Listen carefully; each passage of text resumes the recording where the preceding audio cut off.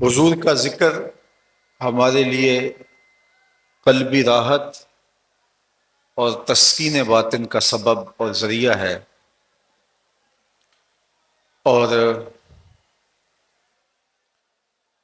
ہمارے لیے یہ راحتوں کا سامان بھی ہے اور وجہ قرار قلب و جاں بھی ہے۔ آقا کا ذکر اہل ایمان کو قرار بخشتا ہے۔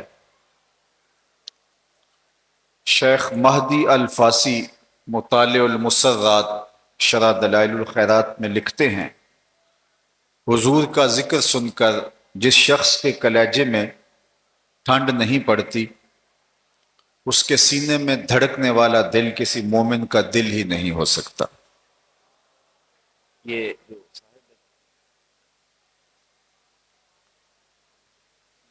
ڈبل آواز آ رہی ہے، آپ یہاں کھڑے ہوں گے نا تو آپ کو اندازہ ہو جائے گا، یہاں آواز سنیں نا تو عالی مرتبت سامعین، تو 2-1 منٹ لگ جائیں گے اس کو سیٹ ہوتے ہوئے، کیونکہ یہاں مجھے بیٹھے یہاں ڈبل آواز آ رہی ہے۔ شاید آپ لوگوں کے ہاں درست ہو، تو یہ فنی طور پہ چیزیں ہوتی، ابھی تھوڑی دیر تک سیٹ ہو جائیں گی۔ اللہ تعالیٰ آپ کو اپنی خاص عنایتوں سے مالا مال فرمائے۔ میں آپ کو سب سے پہلے ایک محفل نور میں لیے چلتا ہوں، جس کو منعقد ہونے کے لیے مسجد نبوی کا صحن میسر آیا۔ اللہ کے محبوب صلی اللہ علیہ وآلہ وسلم حجرہ انور سے باہر نکل کے تشریف فرما ہوئے تو صحابہ ایک مجلس برپا کیے ہوئے تھے، تو آقا کریم علیہ السلام نے فرمایا، ما اجلسکم، صحابہ تمہیں کس چیز نے بٹھایا ہے، کیوں بیٹھے ہوئے ہو، مقصد جلوس کیا ہے؟ تو انہوں نے جو جواب دیا وہ سنیے۔ انہوں نے کہا، جلسنا نذکر اللہ ونحمدہ علی ما ہدانا لدینہ ومن علینا بک۔ حضور، ہمارے بیٹھنے کا مقصود یہ ہے کہ ہم اللہ کی حمد بیان کر رہے ہیں، اس کا شکریہ ادا کر رہے ہیں اس بات پر کہ اس نے ہمیں ہدایت دین عطا کی، اور اس بات پر بھی کہ اللہ جل شانہ نے آپ کی صورت میں ہمارے اوپر انعام ارشاد فرمایا، یعنی آپ مل گئے تو آپ کے ملنے پر ہم اللہ کا شکرانہ ادا کر رہے ہیں۔ تو حضور علیہ السلام نے جب یہ ان سے کہا اور انہوں نے یہ جواب دیا، تو حضور نے فرمایا کہ تم قسم دے سکتے ہو کہ اسی لیے بیٹھے ہو؟ تو انہوں نے کہا، جی ہم اس بات پہ قسم اٹھاتے ہیں کہ ہمارے بیٹھنے کا کوئی اور مقصود نہیں ہے۔ تو باقاعدہ صحابہ نے حلف دیا، اور اللہ کے محبوب صلی اللہ علیہ وسلم جب ان سے حلف لے چکے تو اب صحابہ کے چہروں پہ ایک کیفیت استعجاب تھی، ایک حیرت کا عالم تھا کہ حضور نے ہم سے قسم لی ہے، بظاہر یہ قسم کا محل دکھائی نہیں دے رہا، تو ظاہر ہے حضور نے قسم لی ہے تو اس کی حکمت سے وہ خود آگاہ ہیں، لیکن صحابہ اس حکمت کو جاننا چاہتے تھے، لیکن انہوں نے ادب کی وجہ سے سوال نہیں کیا، تعظیم کی وجہ سے سوال نہیں کیا، لیکن ان کے لبوں پر یہی تھا، دلوں پر یہی تھا کہ وہ کیا وجہ ہے کہ حضور نے ہم سے قسم لی ہے۔ تو آقا کریم نے ان کے چہرے پر پھیلے ہوئے استعجاب کے عالم کو دیکھا اور فرمایا کہ اے صحابہ، میں تم سے جو قسم لی ہے یہ کسی تہمت کی بنیاد پر نہیں لی، تمہارے قول کی صداقت پر مجھے کوئی شک نہیں تھا کہ میں نے قسم سے تصدیق چاہی ہو، بلکہ ماجرا کچھ اور ہے، اور وہ یہ کہ تم یہاں بیٹھے تھے، میں حجرے میں بیٹھا تھا، اتانی جبریل علیہ السلام، میرے پاس جبریل امین حاضر خدمت ہوئے، فاخبرنی ان اللہ یباہی بکم الملائکہ، اور جبریل امین نے آ کے مجھے خبر دی کہ اے محبوب آپ یہاں تشریف فرما ہیں، آپ کے صحابہ مجلس میں مسجد میں جو مجلس برپا کیے ہوئے ہیں، اللہ جل شانہ اس پر فرشتوں میں فخر و مباحات فرما رہا ہے۔ تو اللہ کے محبوب صلی اللہ علیہ وآلہ وسلم اس وجہ سے حجرہ انور سے اس مجلس نور میں تشریف لائے۔ اللہ کی رحمتوں سے بعید نہیں کہ آج کی یہ مجلس بھی قبول کر لی جائے، اور اللہ بس اب ٹھیک ہو گئے، بہت اچھا ہو، اللہ جل شانہ فرشتوں سے کہے کہ دیکھو صدیاں بیت گئیں، 1500 سال گزرنے کو ہیں، لیکن یہ آج بھی بیٹھ کے اس نعمت کا شکرانہ ادا کر رہے ہیں۔ باقی جہاں تک حضور علیہ السلام کی صورت میں انعام خداوندی پر شکرانے کی صورت ہے، تو یہ ایک شب کی محفل میلاد کیا، ساری زندگی بھی حضور کے نام پہ لگا دیں، حق کے شکر پھر بھی ادا نہ ہو۔ میں تو یہ بات کہا کرتا ہوں کہ ہمارے بدن پہ اتنے بال نہیں ہیں جتنے رسول اللہ کے احسانات ہیں۔ ہمارا بال بال قرض رسالت میں جکڑا ہوا ہے، ساری زندگی ان کے نام کی دہائی دیں، ان کے دین کا پرچم تھام کر کے گلی گلی ان کے پیغام کا ابلاغ کریں، حق کے شکر پھر بھی ادا نہ ہو۔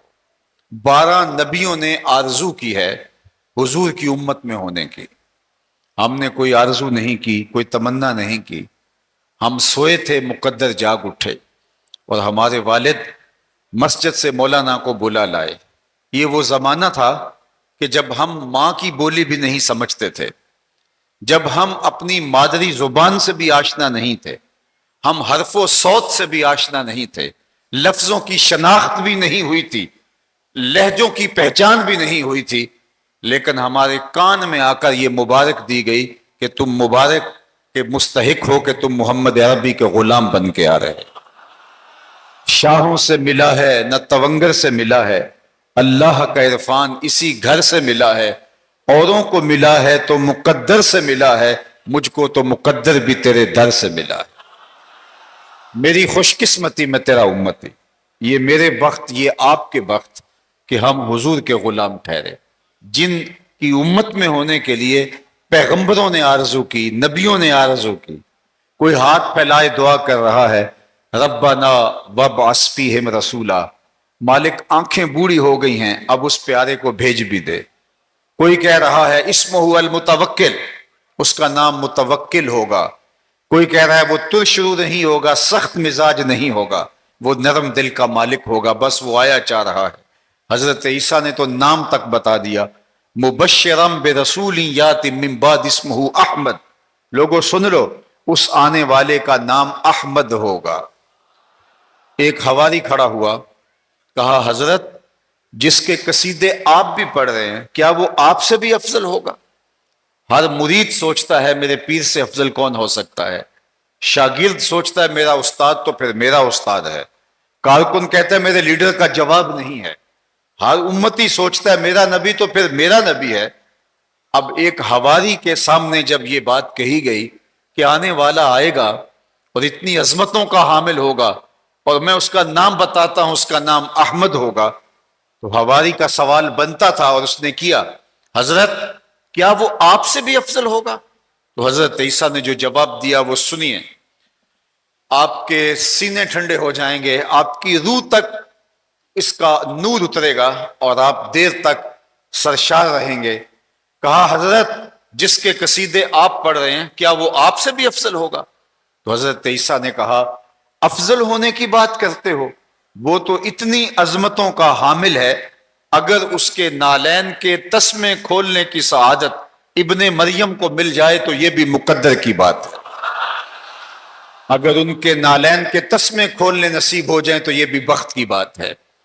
یار جن کے لیے نبی منتظر رہے، نبیوں کی ٹیمیں منتظر رہی، قومیں منتظر رہی، آرزو کرتے رہے، تمنائیں کرتے رہے، راہوں میں پلکیں بچھائیں، راہوں میں آنکھیں بچھائیں اور مدتوں سے راہیں تکتے رہے، وہ جس کے ذکر پر داود نے نغمہ سرائی کی، وہ جس کے نام پر شاہ سلیمان نے گدائی کی، دل یحییٰ میں رہ گئے ارماں جس کی زیارت کے، لب عیسیٰ پہ آئے واز جس کی شان رحمت کے، جو بن کے روشنی پھر دیدہ یعقوب میں آیا، جسے یوسف نے اپنے حسن کی نئے رنگ میں پایا، نہ دانم آنگلے خنداں چے رنگو بو دارد، کہ مرغے ہر چمنے آرزوے او دارد۔ ہر کوئی اسی کی راہیں تک رہا ہے، نستورہ وہاں شام میں بیٹھا ہے، بحیرہ حجاز کی طرف سے آنے والے راستوں میں کلی ڈال کے اس کے انتظار میں بیٹھا ہے جو مقصود و مراد کائنات ہے۔ وظیفہ کیا ہے؟ روزانہ اپنے مکان کی چھت پہ چڑھتا ہے اور حجاز کی جانب سے آنے والے قافلوں کی راہیں تکتا ہے۔ شب ہجر کی سختیاں کوئی اس سے جا کے پوچھے، تیری راہ تکتے تکتے جسے صبح ہو گئی ہے۔ روزانہ اپنے مکان کی چھت پہ چڑھتا ہے اور حجاز کی جانب کھڑا ہو کے دیکھتا رہتا ہے کہ کوئی قافلہ آئے۔ قافلے آتے ہیں، گزر جاتے ہیں، لیکن اس کا وظیفہ برابر جاری ہے۔ ایک دن یہ مکان کی چھت پہ چڑھا تو فوراً نیچے اتر آیا، تو اس کے جتنے بھی چاہنے والے تھے انہوں نے کہا کہ صاحب کیا ہو گیا؟ یہ وظیفہ تو شام دن ڈھلے جا کے کہیں آپ کا مکمل ہوتا تھا اور آج آپ فوراً نیچے آ گئے۔ کہا کہ آج میرے وظیفے کا ثمرہ مجھ کو مل گیا ہے، جس کے لیے رت جگہ کاٹے ہیں، جس کے لیے دعائیں مانگی ہیں، جس کے لیے میں نے اپنا وطن مالوف چھوڑ کے یہاں آ کے کلی ڈالی ہے۔ میں نے کتابوں میں پڑھا تھا کہ نبی آخر الزماں کا یہاں سے گزر ہوگا، وہ میرا مراد آ گیا ہے، وہ میرا مقصود آ گیا ہے۔ اب جلدی کرو، چٹائیاں بچھا دو اور ماحول کو آراستہ کر دو اور کھانا تیار کرو۔ یہ جو آنے والا قافلہ ہے، اس قافلے کی میزبانی آج ہمارے ذمہ رہی، کیونکہ میں نے دیکھا ہے کہ اشجار دائیں بائیں سے جھک جھک کے سجدہ ریز ہوتے ہیں اس قافلے کی طرف، اور یہ نشانی ہے نبی آخر الزمان کی۔ اللہ اکبر۔ درخت بھی ان کے آگے سجدہ ریز ہوں، درخت بھی ان کو سجدہ کریں۔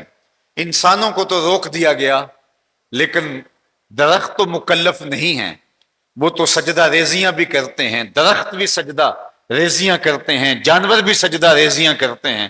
حضرت یعلا بن مرہ رضی اللہ تعالی عنہ فرماتے ہیں، ایک سفر میں حضور کے ہمراہ تھے کہ راستے میں پڑاؤ کیا گیا، تو ایک درخت کے نیچے اللہ کے محبوب استراحت فرمانے کے لیے لیٹ گئے، اور میں تلوار لیے حضور کے پہرے پر معمور کھڑا ہو گیا۔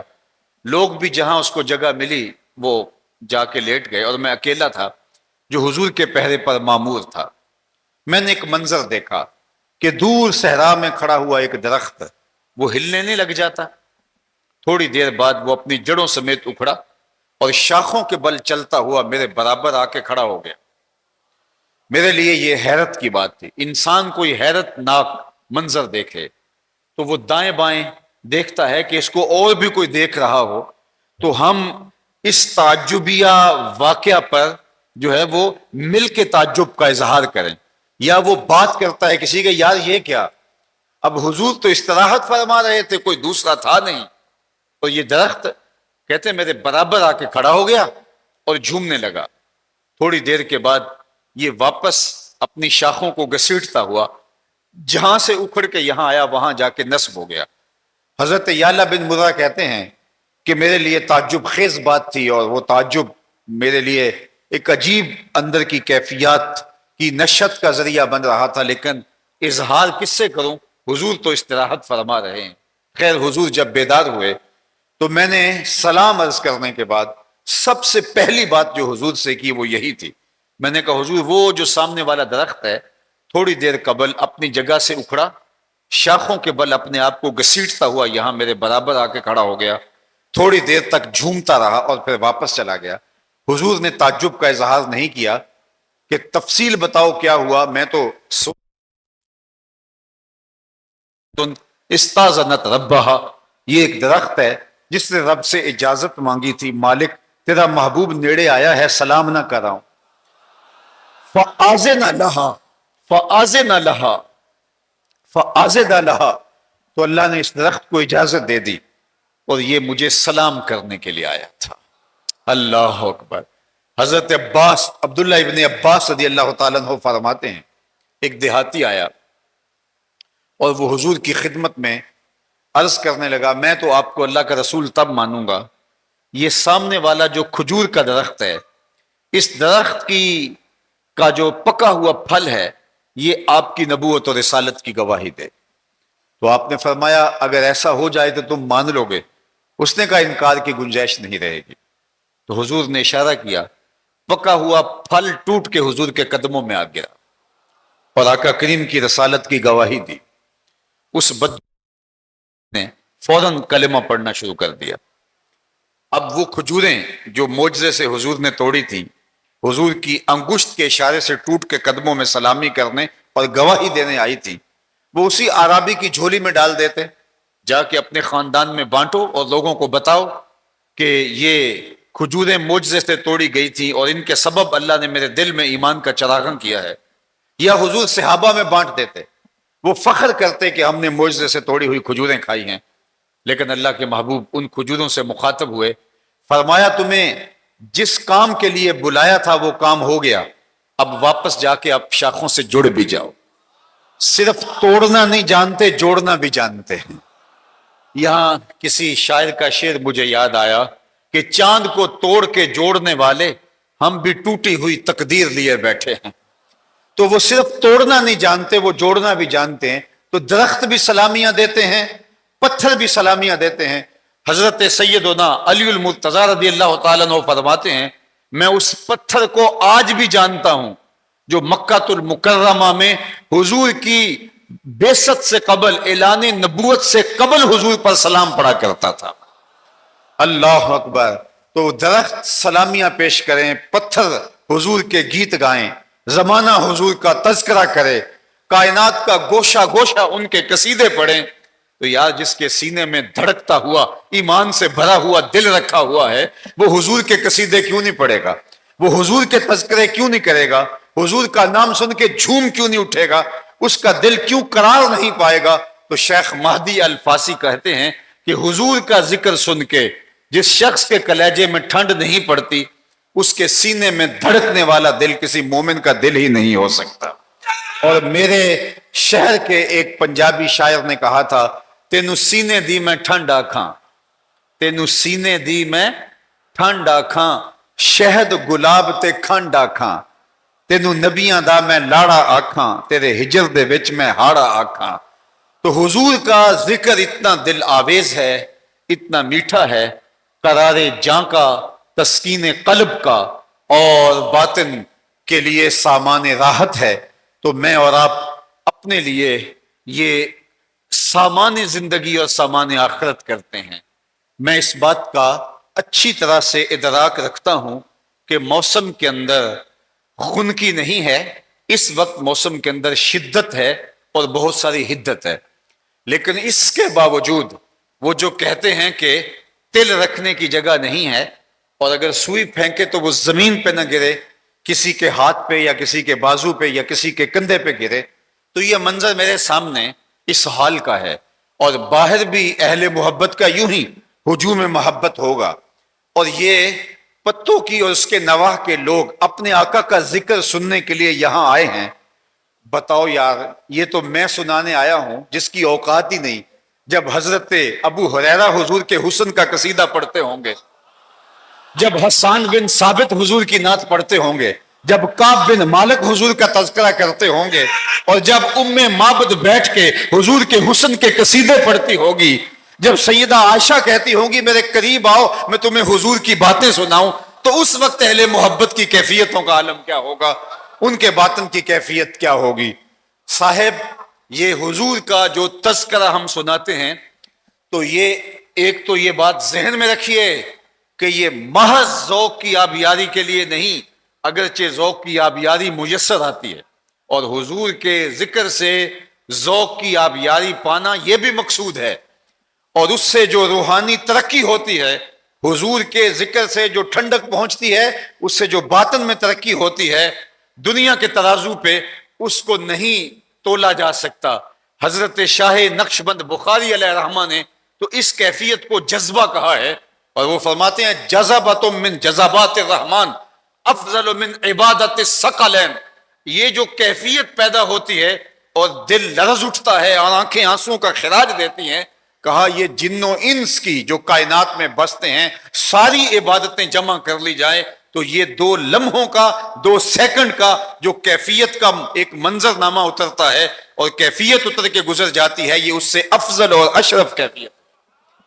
تو یہ کوئی چھوٹی بات نہیں ہے، لیکن جو میں بات آپ سے کرنے جا رہا ہوں، جب محبت پیدا ہوتی ہے تو محبت پھر اپنے اثرات چھوڑتی ہے، محبت مہمیز لگاتی ہے اطاعت کے لیے، جذب اطاعت کے اس سے جو ہے ان کی نشت ہوتی ہے۔ محبت آسان کرتی ہے عمل کو، اگرچہ عمل کو لالچ بھی آسان کر دیتا ہے۔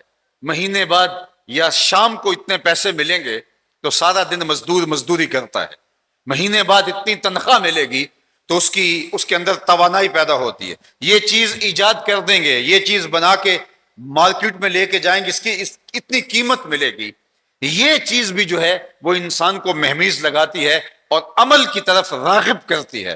لالچ بھی اگرچہ داعیہ ہے عمل کی نشأت کا، اگرچہ اور بھی بہت سارے داعیے ہیں، حوصلہ افزائی داعیہ ہے جو ہے وہ عمل کی نشأت کا، لیکن عمل کی نشأت کا سب سے بڑا داعیہ محبت ہے۔ محبت سے جو صدیوں کے فاصلے ہیں وہ چند لمحوں میں سمٹ آتے ہیں۔ اقبال نے کہا تھا عشق کی ایک جست نے کر دیا قصہ تمام، اس زمین و آسماں کو بے کراں سمجھا تھا تو۔ عشق تو ناممکن ہے یار، کبھی پہاڑوں کو کھود کے بھی نہر نکالی جا سکتی ہے، نہر کھود بھی لیں تو اس سے بڑی مشکل کوئی چشمہ مل جائے تو پانی تو آ سکتا ہے، بھلا وہاں سے دودھ بھی آ سکتا ہے، لیکن فرہاد کندھے کے اوپر تیشہ رکھ کے محبوب کی خاطر محبت کے اس دائیے کی وجہ سے نہر کھودنے نکل پڑتا ہے اور کہ اس کا یقین ہے کہ یہاں سے دودھ بھی پھوٹ کے آئے گا۔ یار جب فرہاد کو ایک شیریں کا عشق یوں عمل کی مہمیز دیتا ہے اور پہاڑوں کے کلیجے شک کر دیتا ہے تو حضور کے حسن کا عشق ایک عاشق کو، حضور کے غلام کو کیا 5 نمازیں بھاری کر دے گا؟ کیا اس کے لیے حضور علیہ السلام کی سنت پہ چلنا مشکل کر دے گا؟ اگر عشق حقیقی معنوں میں روح میں اتر گیا ہے اور وصل محبوب کی طلب پیدا ہو گئی ہے تو پھر بلال حبشی سے پوچھو، پھر برستے ہوئے کوڑے بھی تکلیف نہیں دیتے، جسم میں میخیں ٹھوک کے زمین میں پرو دیا جائے پھر بھی تکلیف نہیں ہوتی، دونوں ٹانگیں اونٹ کی پچھلی ٹانگوں سے باندھ کر کے دونوں اونٹوں کو ہانکا لگا دیا جائے آواز پھر بھی آتی ہے، فزت برب الکعبہ، کعبے کے رب کی قسم میں زندگی کی بازی جیت گیا ہوں۔ عشق عمل آسان کرتا ہے، عشق تھکن نہیں ہونے دیتا، عشق فزوں تر اور کمال تر مقام تک لے کے جاتا ہے۔ اس لیے ہمارا منہج کیا ہے اہل السنہ کا؟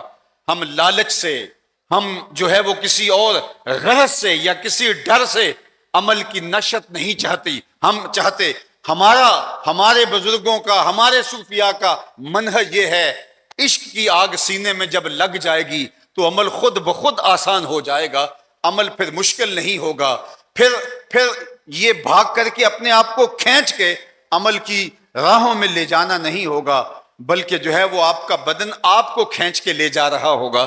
اس لیے کہ جب طلب سچی ہوتی ہے تو پھر محبوب کی رضا بھی اور محبوب کی منشا بھی مقصود ہوتی ہے۔ ایک تو ہے محبوب نے حکم دیا کہ یہ کرو اور عاشق وہ کر گزرتا ہے، لیکن جب محبت اپنے نقطۂ کمال تک پہنچتی ہے تو پھر اس کو محبوب کے حکم کا انتظار بھی نہیں ہوتا، وہ محبوب کے چہرے سے سمجھ لیتا ہے کہ میرے محبوب کی منشا کیا ہے، میرے محبوب کی چاہت کیا ہے۔ محبوب کو کہنے کی نوبت بھی نہیں آتی، اشارہ ابرو سے ہی سمجھتا ہے کہ میرے محبوب کی مرضی قلب کیا ہے۔ آؤ میں تمہیں مدینے کی گلیوں میں لے چلوں۔ ویسے تو حضور کا نام لینے والے ان گلیوں میں ہی زندگی گزارتے ہیں اور زندگی کا سارا لطف ہی ان گلیوں میں ہے۔ اللہ اکبر! اللہ کے محبوب صلی اللہ علیہ وآلہ وسلم مدینہ تو رسول کی ایک گلی سے گزر رہے تھے تو ایک مکان بن رہا تھا، اور مکان کی جو ہیئت تھی تعمیر کی وہ ایسی تھی جو حضور کو پسند نہیں تھی، تو گزرتے ہوئے رکے، ٹھہرے اور پوچھا یہ مکان کس کا ہے؟ کہا فلاں انصاری کا۔ بس یہ بات سنی اور حضور آگے چل دیے۔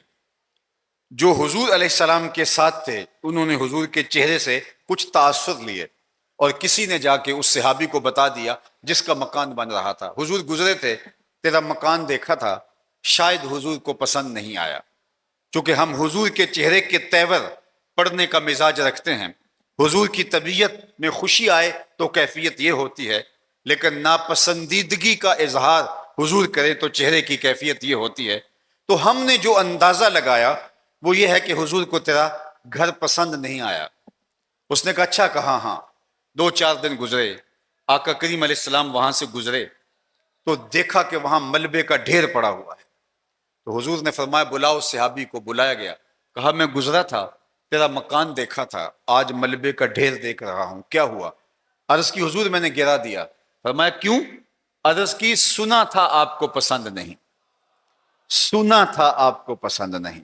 میں اور آپ سر سے لے کر پاؤں تک دیکھیں، ہمارا کیا کیا حضور کو پسند نہیں۔ عقیقے سے لے کر ولیمے تک دیکھیں، کیا کیا حضور کو پسند نہیں۔ اپنی شادی سے لے کر کے طرز سیاست تک دیکھیں، کیا کیا حضور کو پسند نہیں۔ اپنی نجی زندگی سے لے کر کے سیاسی زندگی تک دیکھیں، حضور کو کیا کیا پسند نہیں، اور پھر اپنا جائزہ لیں اور ہم اپنے آپ کو ان کی بارگاہ میں پیش کریں۔ پھر آپ کو کوئی بتانا نہیں پڑے گا کہ اپنے رخ کو یوں کر لو یا یوں کر لو، بلکہ جب آپ اپنا جائزہ لیں گے اور آپ کے پیش نظر یہ ہوگا کہ میرے آقا کو کیا پسند تھا، تو پھر خود بخود عمل کو مہمیز لگے گی، پھر آپ کے لیے عمل کرنا مشکل نہیں ہوگا، آپ کے لیے جو ہے وہ یہ آپ کے لیے شاک نہیں ہوگا۔ لوگ کہیں گے تم نے کیسے کر لیا، لیکن تمہارے لیے مشکل اس لیے نہیں ہوگا کہ تمہارے تصور میں ہے کہ ہمارا محبوب کیسے خوش ہوتا ہے۔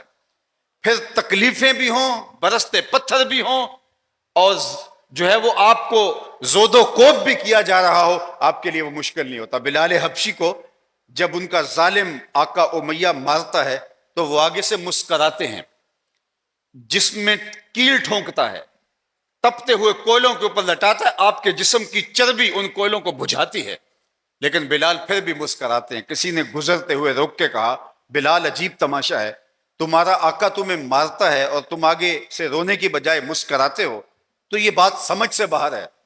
درد ہو تو ہائے نکلتی ہے اور بے اختیار آنسو ڈھلنے لگتے ہیں، لیکن یہ عجیب بات ہے کہ وہ تمہیں مارتا ہے اور تم آگے سے مسکراتے ہو۔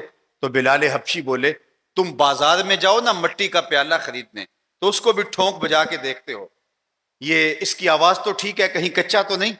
کہا تم تو مٹی کا برتن بھی خریدو تو ٹھونک ٹھونک کے دیکھتے ہو، کہیں کچا تو نہیں؟ میرا مالک بلال کو خرید رہا ہے، دیکھ رہا ہے بلال کہیں کچا تو نہیں؟ اور میں کہتا ہوں مالک خرید لے بلال کو، کھال ادڑ بھی جائے گی، حق حق کی آواز ختم نہیں ہوگی۔ زخم پہ زخم کھا کے جی، خون جگر کے گھونٹ پی، آہ نہ کر لبوں کو سی، یہ عشق ہے دل لگی نہیں۔ دل لگی اور ہے، دل کی لگی اور ہے، عشق اور ہے، لیکن محض جو ہے دعوی عشق کرنا اور ہے۔ جب حقیقی عشق روحوں میں اتر جاتا ہے تو پھر محبوب کے لیے ہر مشکل انسان جھیل لیتا ہے، ہر تکلیف سے گزر جاتا ہے، ہر دکھ اور ہر اذیت وہ سہ لیتا ہے، اور ہر مشکل کو وہ ہنس کے گوارا کرتا ہے۔ حضرت عمار ابن یاسر رضی اللہ تعالیٰ عنہ کو، یہ وہ خاندان ہے جس خاندان کے ساتھ کفار نے جو سلوک کیا وہ تاریخ کا دردناک باب ہے۔ حضرت سمیہ، حضرت عمار کی والدہ، سب سے پہلے اسلام کے لیے جس خاتون کا خون گرا وہ حضرت سمیہ رضی اللہ تعالیٰ عنہ کا ہے۔ ابو جہل نے مکے کے ایک چوک میں ان کے نازک مقام پہ نیزہ مار کے ان کو شہید کیا، اسلام کی پہلی شہیدہ حضرت سمیہ رضی اللہ تعالی عنہ، اور ان کے والد حضرت یاسر رضی اللہ تعالی عنہ، انہوں نے بھی راہ خدا میں جان دی، اور کفار نے پکڑ کے حضرت عمار بن یاسر کو بھی تپتی ہوئی آگ کے کولوں کے اوپر رکھنا چاہا۔ اب حضرت عمار کو جب تپتی ہوئی آگ کے کولوں پہ رکھنا چاہا تو انہوں نے حضور کے کاشانہ انور کی طرف رخ کر کے حضور کو پکارا، اللہ اکبر۔ کافر یہ سمجھے کہ شاید یہ ڈر گیا ہے اور اپنے نبی کو پکار رہا ہے، لیکن حضرت عمار ابن یاسر کی آرزو تو یہ تھی کہ اس اوکھے ویلے حضور کا رخ انور نگاہوں کے سامنے ہو۔ پھنسی جو دام میں بلبل تو لگی یوں کہنے، کرے گا قتل گر کیا ہے تو نے اسیر مجھے، کباب شمع کے شعلہ پہ کیجیے اے سیاد، کہ شکل گل نظر آئے دم اخیر مجھے۔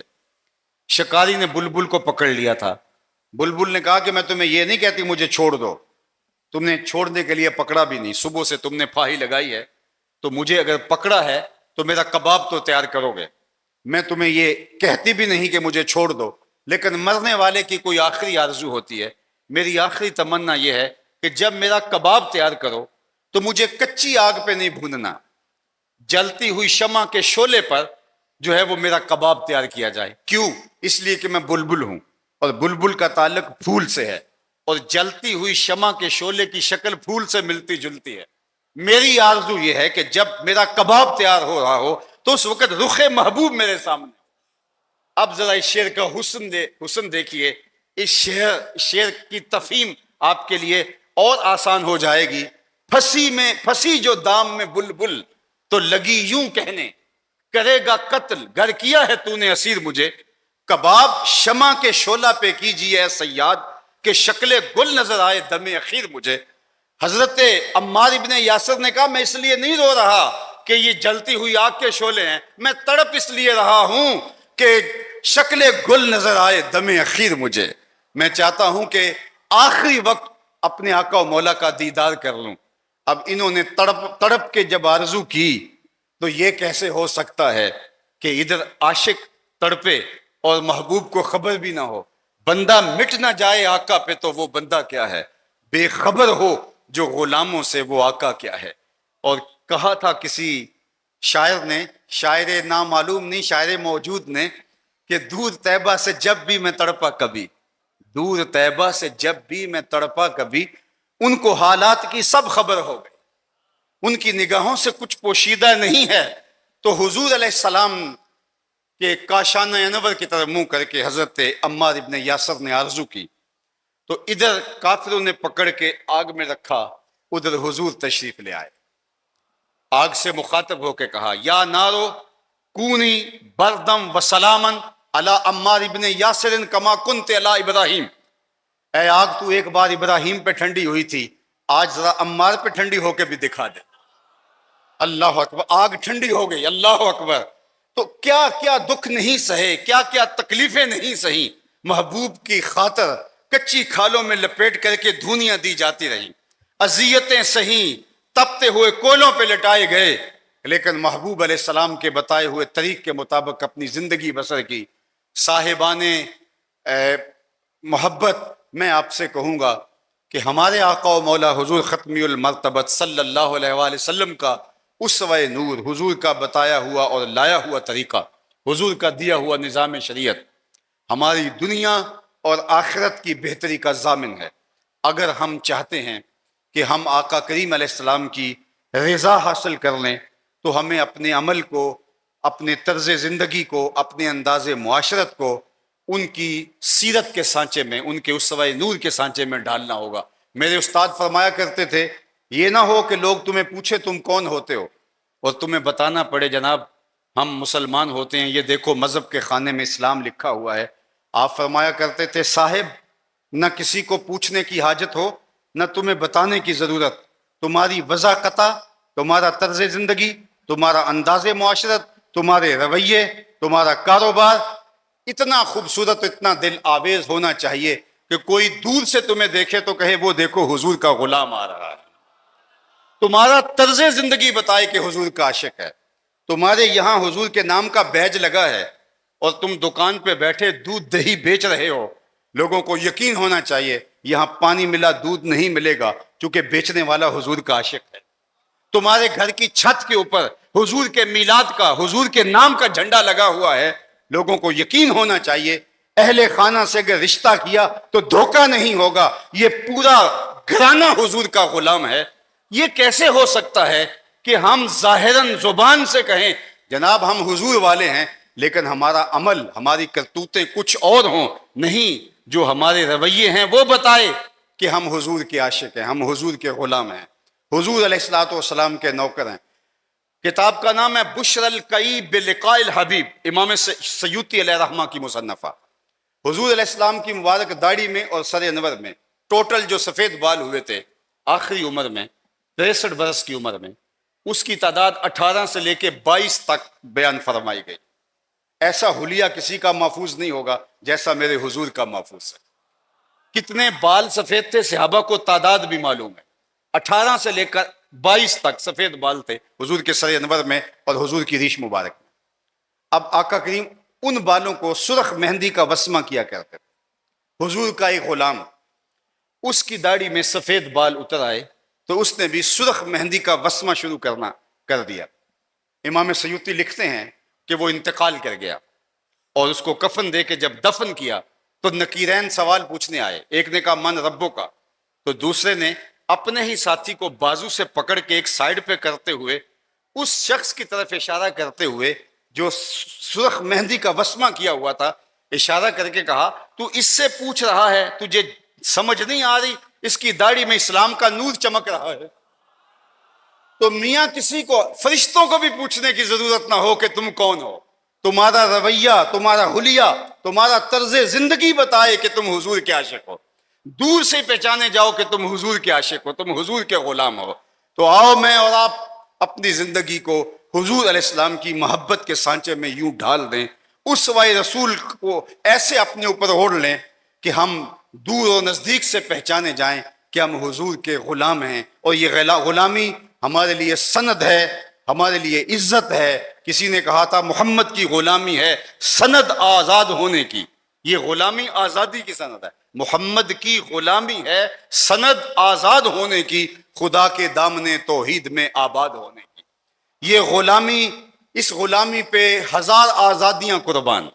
اقبال نے جو، علامہ اقبال نے علیہ رحمہ نے جو حضرت بلال حبشی کا جو ہے وہ قصیدہ لکھا ہے کہ تیری غلامی پہ قربان ہزار آزادی، ہزار آزادیاں تیری غلامی پہ نثار جائیں۔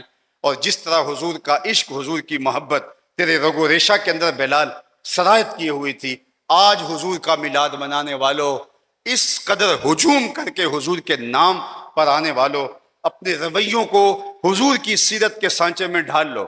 میں آپ سے پوچھتا ہوں کہ یہ آپ کے شہر پتوں کی اور اس کے نواح کے اندر جو بستیاں ہیں جہاں سے آپ لوگ آئے ہیں، ان کی ٹوٹل آبادی کتنی ہوگی؟ تو آپ کہیں گے ہو سکتا ہے 5 لاکھ، 7 لاکھ، 8 لاکھ۔